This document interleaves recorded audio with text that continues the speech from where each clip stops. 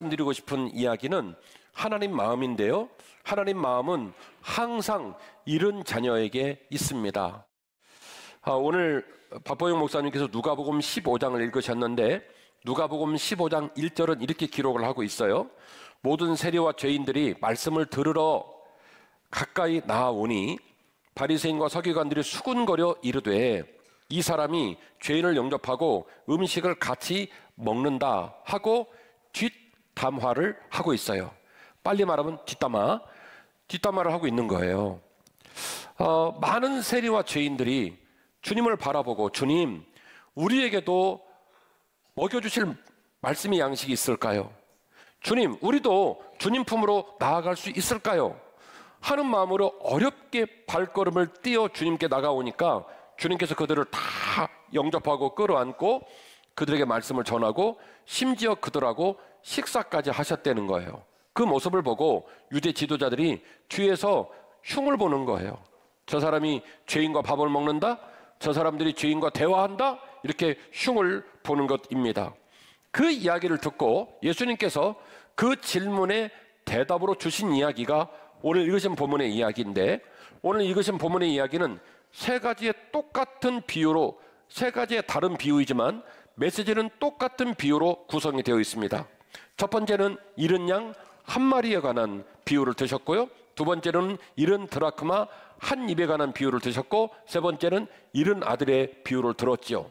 잃은 양 한 마리나 잃은 드라크마 한 입이나 잃은 내 사랑하는 내 잃은 아들에 관한 비유는 그 스토리가 다르지만 거기서 주고자 하는 메시지는 똑같은 메시지인데, 하나님 아버지의 마음이 잃어버린 자녀에게 있다라는 것을 강조하기 위하여 이 세 가지의 비유를 들으셨습니다.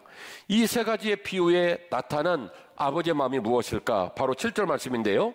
내가 너에게 이르노니 이와 같이 죄인 한 사람이 회개하면 하늘에서는 회개할 것이 없는 의인 99으로 말미암아 기뻐하는 것보다 더하게 될 것이다. 내가 너에게 이르노니 이와 같이 죄인 하나가 회개하면 하나님의 사자들 앞에 큰 기쁨이 되느니라. 할렐루야. 목동의 입장에서 본다면 99마리의 양이 왜 소중하지 않겠습니까? 소중하죠. 그 양들이 나와 함께 있는 것이 목동에게 기쁨이죠. 그러나 목동은 자기 품에 있는 99마리 양에게만 그 마음이 있는 게 아니라는 거예요. 잃어버린 양 한 마리, 잃어버린 양 한 마리, 말을 안 듣고 꼴통짓을 하고 불순종하고 지못되려 하고, 그래서 무리를 떠나가지고 끝내는 스스로 돌아올 수 없어서 골짜기에 처박힌 그 잃어버린 양 한 마리에게도 여전히 목동은 그 마음이 가 있다는 거예요. 이 밤을 어떻게 지새고 있을까? 죽진 않았을까? 그 아이 행복할까? 그 생각만 하면 목동은 잠을 자지 못한다는 거예요. 하나님은 그런 마음으로 우리를 기다리고 계십니다. 하나님의 시선은 항상 잃어버린 자녀에게 있습니다. 우리는 하나님의 존재를 알 수 없는 죄인입니다. 이 땅에 발을 딛고 살고 무슨 사물을 인식하거나 개념을 인식할 때도 오감, 하나 더 합치면 육감을 통해서 감각적으로 인식을 합니다.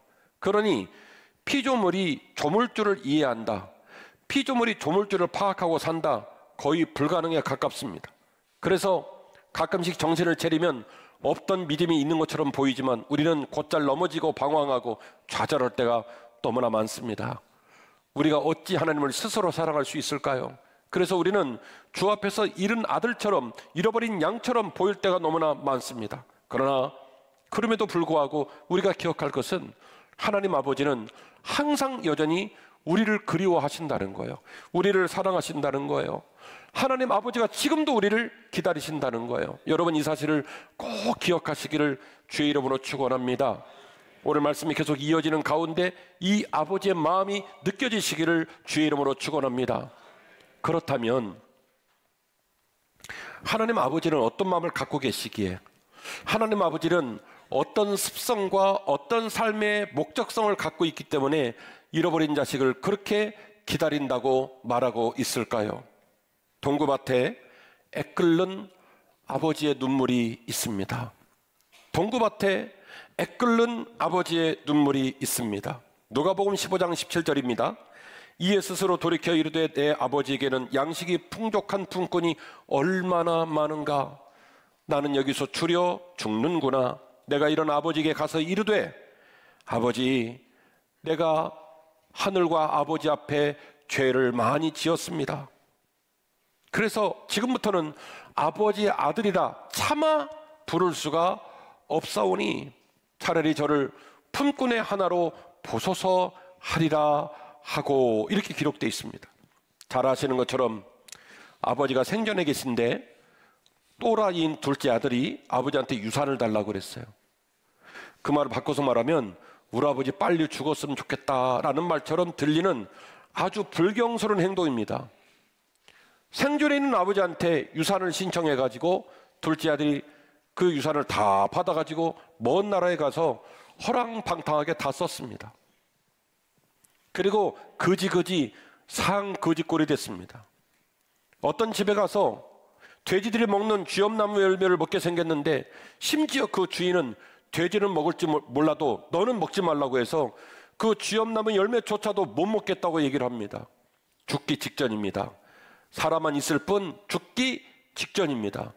그런 상황에 놓인 아들이 아버지에게로 돌아가겠다는 결정을 내린 거죠. 이 아들은 아버지에게 돌아간다는 결정을 얘기할 때 세 가지를 생각합니다. 첫 번째, 자격입니다. 나는 아버지의 앞에 아들의 자격이 있다 없다.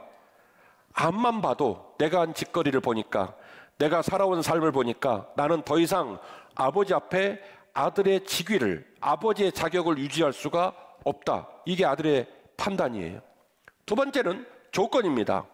그러면 이제 본인이 아들의 자격을 잃어버렸는데 아버지에게로 가야 되잖아요. 그러면 조건이 나와야 되는데 아무리 따져봐도 아버지 앞에 나설 조건이 보이지 않습니다. 그래서 그는 그 모든 조건이 작동되지 않음에도 불구하고 아버지께로 가겠다는 결심을 내리는데 이유는 딱 하나예요. 줄여서 죽게 생겼으니 죽을 망정 내가 아버지께로 가야 되겠다라고 마음을 먹었고요. 세 번째, 그래서 이 아들은 엄청난 결정을 내립니다. 내가 결국에는 대가를 치르는 수밖에 없겠구나. 내가 한 말이 있고 내가 하는 행동이 있으니 결국에는 대가를 치를 수밖에 없겠구나 해서 대가를 치를 결심을 합니다. 그게 뭐냐면 아들의 신분을 포기하는 거예요. 그리고 아버지에게 구걸합니다. 차라리 저를 아버지의 많은 종들 중 한 사람으로 여겨 주옵소서. 이게 아들의 합리적 판단이에요. 그가 한 말, 그가 한 행동, 그가 살아온 삶의 모든 족적들을 곰곰이 돌아보니 그거 말고는 아버지께로 돌아갈 길이 없어요. 자격을 보아도, 조건을 보아도, 그리고 마지막 대가를 보아도 결국 이와 같은 논리 구조가 아니고는 아버지께로 돌아갈 수가 없다라고 정무적 판단을 내리게 된 겁니다. 이것이 아들의 마음이고 이것이 오늘 예배를 드리는 우리들의 마음 아닐까요? 아들은 여전히 자신의 의지와 명분과 용기와 도전으로 겨우겨우 힘겹게 아버지에게로 돌아갈 결심을 합니다만, 그러나 아들의 마음에는 회복도 평안도 행복도 모두 의미 없는 단어입니다. 지금도 죽을 맛인데 돌아가서도 아들은 행복을 회복할 수가 없고 회복을 가져갈 수도 없고 그 아버지 품 안에서 평안할 수 없습니다. 왜요? 본인에게는 자격이 있다 없다. 본인에게는 더 이상 자격이 없다고 판단을 했기 때문에 그렇습니다. 말씀을 듣고 있는 우리들의 마음과 우리들의 언어와 우리들이 보냈던 우리들의 시간을 한번 곰곰이 돌아보셨으면 좋겠어요. 오늘 본문이 말하고 있는 아들의 마음이 혹시 우리의 마음은 아닐지, 오늘 본문에 담겨진 그 아들의 눈물이 우리의 눈물은 아닐지 곰곰이 묵상해 보시면서 말씀을 계속 이어갔으면 좋겠습니다. 방금까지 말씀드린 건 아들의 입장이고요. 그러면 아버지 입장은 어떤 입장일까요? 아버지는 동구밭에 서서 지금도 울고 계십니다. 아버지는 동구밭에 서서 지금도 울고 계십니다. 이에 일어나 아버지께로 돌아가리라. 아직도 거리가 먼데 아버지가 그를 보고 측은히 여겨 달려가 목을 안고 이불을 맞추었다. 한글 개역개정판은 아직도 거리가 먼데라고 번역을 했습니다. 그리고 그 이전 구역 성경은 상거가 먼데라고 번역을 했고요. 상거가 먼데라고 번역한 그 이전 번역은, 그러니까 우리가 중국어 성경을 번역했는데 중국어 성경을 번역한 그 이전 버전의 번역본은 좀 더 이 본문의 이야기를 한국적인 정서로 너무 잘 표현했다 여겨지는 표현이 나오는데 아버지는 동구밭에 나가서라고 번역을 했어요. 여러분이 들고 다니는 성경에는 안 나오지만 그 오랜 이전 버전에는 동구밭에 나가서라는 표현이 나오는데, 저는 성경을 연구하고 이야기로 들려드리는 제 입장에서는 한국에 있는 시민들에게 한국적인 정서로 이 본문을 이해시키기에는 동구밭이라는 표현이 참 적절하겠다라고 생각하는 목사 중에 한 사람입니다. 여러분, 동구는 어떤 뜻일까요? 동구는 골짜기 동자에 입구에 구자를 씁니다. 그래서 골짜기에 입구, 직역을 그렇게 할 수 있는데, 그 동굴은 우리 민족들에게 마을을 의미하는 말이에요. 동구밭, 과수원길, 그 동요에 나오는 동구가 바로 그 동구인데요. 골짜기 동의 입구, 마을의 입구를 말하는 겁니다. 동굴은 어떤 의미를 갖고 있을까요? 소속감의 극치, 평안함의 극치, 사랑함의 극치, 안전한 곳이에요.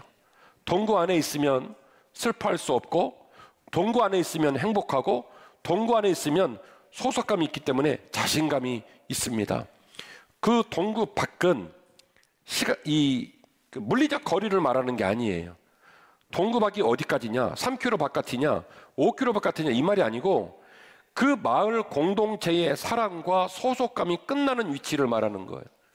동구 밖 표현이란 말은 이제 그 모든 혜택과 그 모든 소속감과 그 모든 행복이 끝나버린 마지막 선, 거기를 뭐라고 말합니까? 동구 밖이라고 표현을 하는 거죠.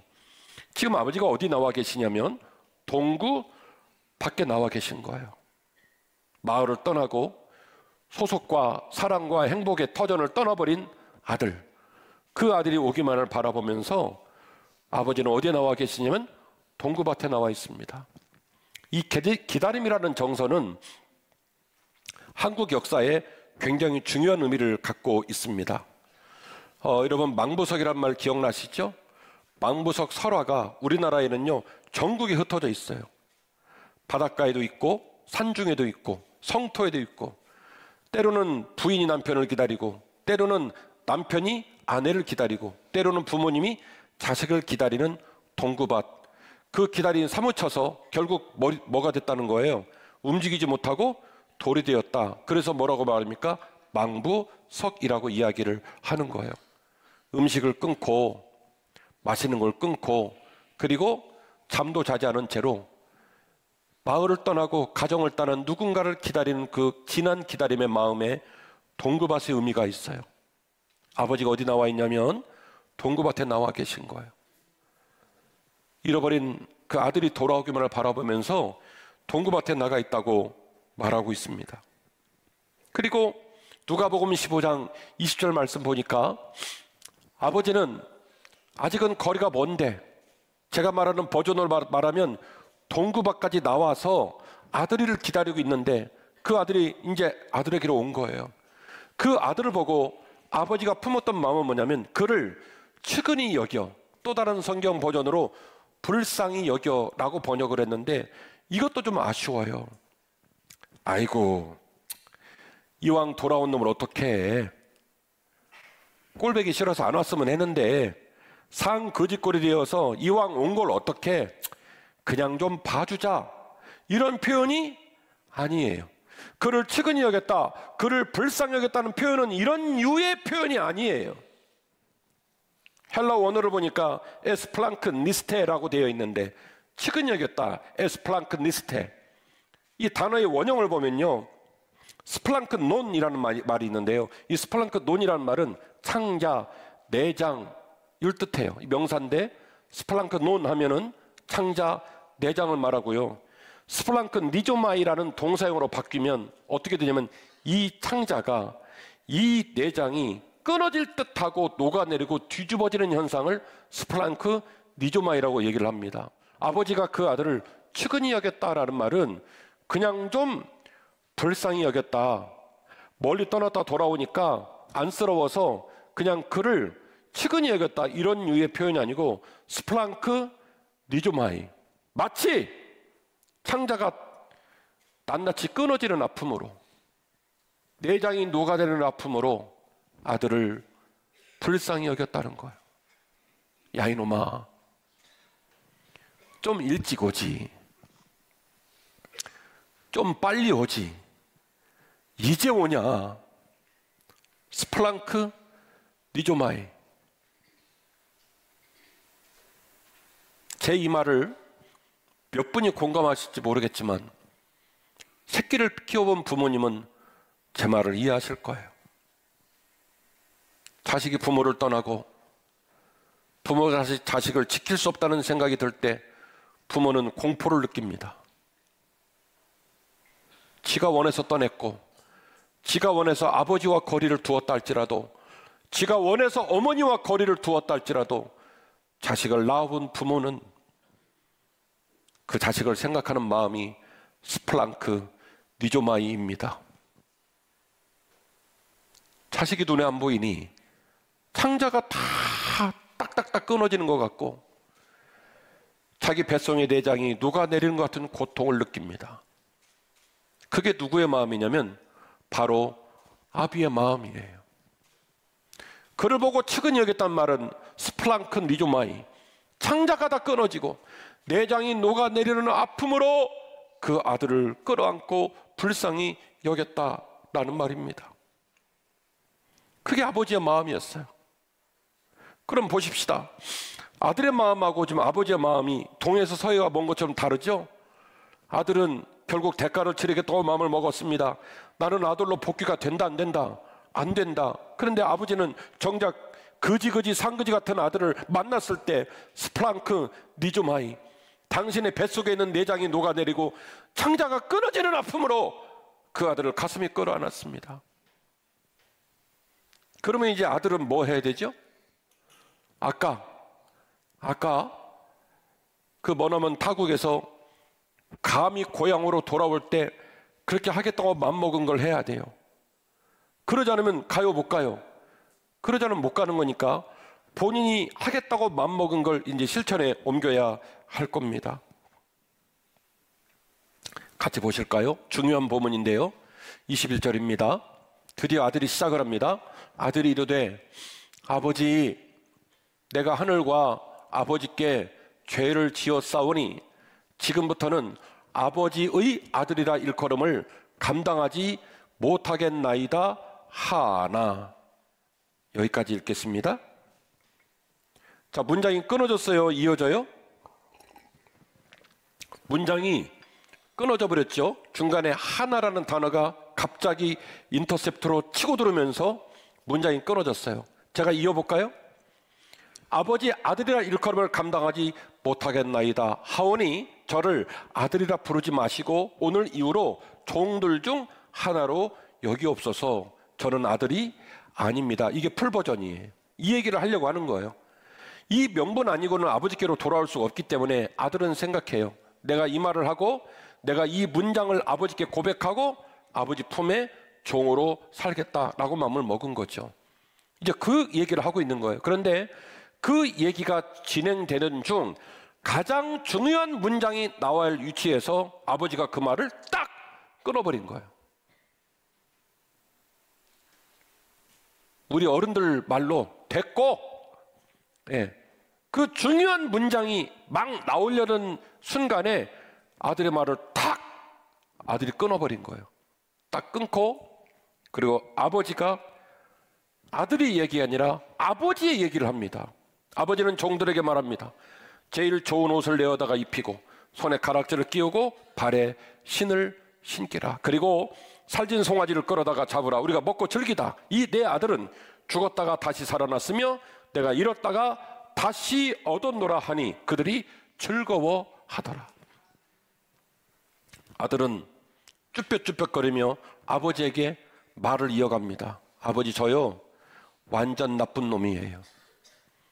아버지 가슴에 치명적인 상처를 드렸고, 아버지가 평생 어렵게 벌은 물질 갖다가 허랑방탕에 다 써버린 진짜 나쁜 놈이에요. 그래서 저요 아버지 아들 못할 것 같아요. 이제 그 얘기 해야 되는데 아버지가 그 얘기를 딱 못하게 딱 끊어버렸습니다. 그리고 나서 하신 조치가 뭐냐면 종들을 불러가지고, 얘들아, 저 아이 옷 갈아입혀라. 옷을 갈아입혔습니다. 그리고 손에 가락지를 끼워라. 이 가락지를 끼웠다는 얘기는 뭐예요? 이 사람은 내 아들이란 뜻이에요.